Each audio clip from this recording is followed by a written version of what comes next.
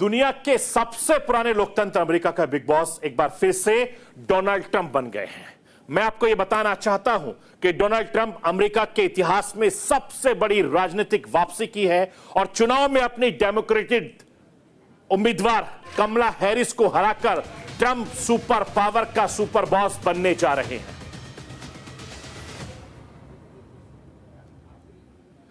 America के चुनावी इतिहास में 130 साल में यह पहली बार है जब कोई पूर्व राष्ट्रपति जो पिछला चुनाव हार गया हो और फिर से राष्ट्रपति चुनाव के लिए चुनाव जीत गया हो।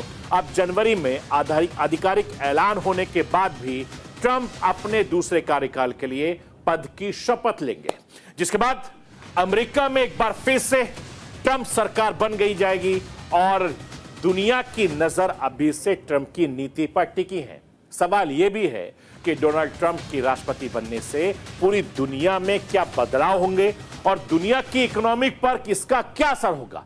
ट्रंप के आने से हिंदुस्तान पर इसका क्या असर होगा।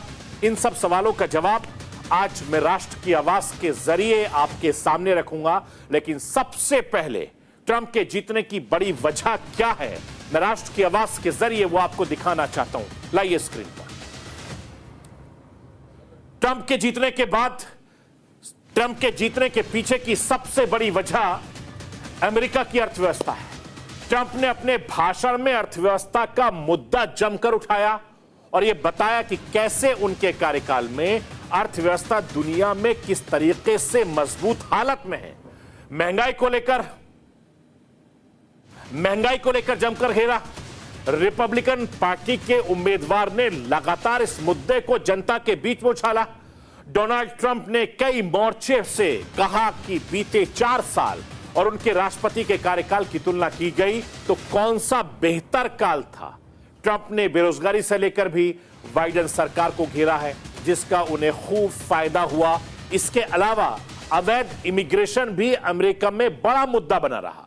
अवैध इमिग्रेशन का मुद्दा इस चुनाव में लोगों के बीच भावनात्मक मुद्दा बन गया।